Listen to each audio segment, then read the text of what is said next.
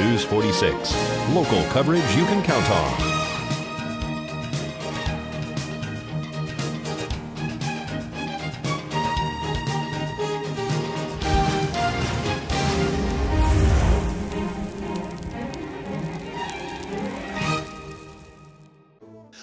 International is back at the Pahrump Nugget this weekend, Friday, Saturday, and Sunday. Bring in your unwanted gold, silver, diamonds, and collectibles and turn them into cash.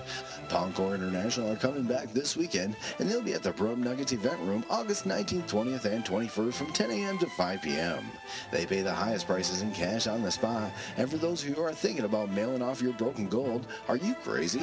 How do you know what they're going to pay for everything you send in?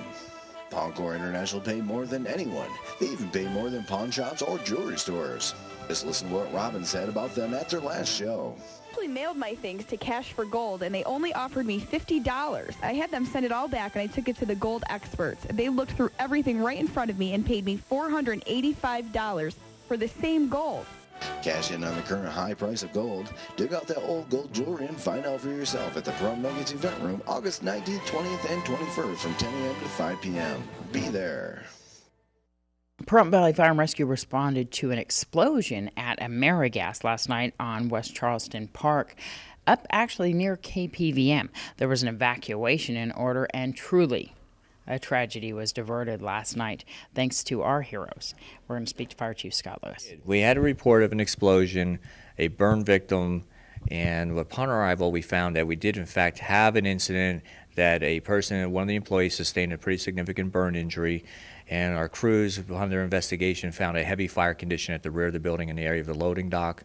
It's estimated it was between 500 and 1,000 20-pound vessels with varied amounts of propane within. A number of them were well involved in fire. It had extended to the structure. The sprinkler system had activated, but was not controlling or minimizing the size of the fire. I can't tell you enough how great a job the crews did last night.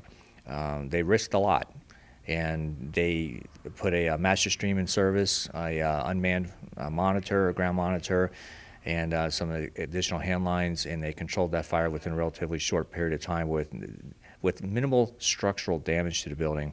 However, there was a number of different exposures on the property, and again, just an extraordinary job, and we truly averted a disaster last evening.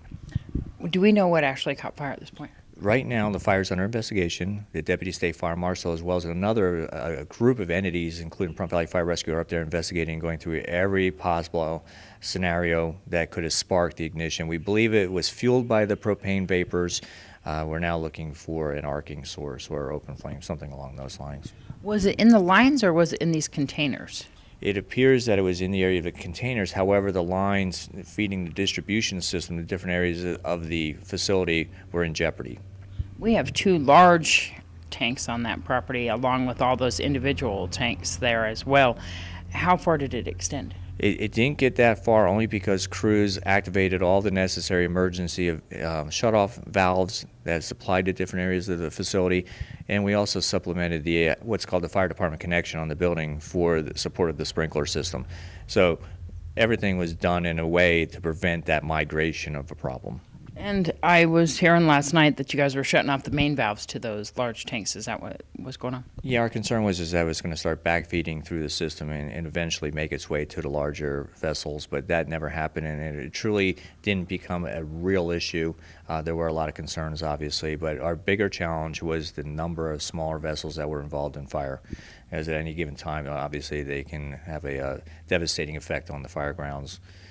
But everything went well, and there was some evacuations of the immediate area, but there was no extension of that fire past the building of origin, so everything was in good shape. But the homes were evacuated around that area. The employee that was injured, it was an employee, right? Yes, it was an employee, and that person was taken to the hospital and evaluated for their burns. And will we be having an occupational health and safety inspection and checking out why this happened? And the business is closed right now, right?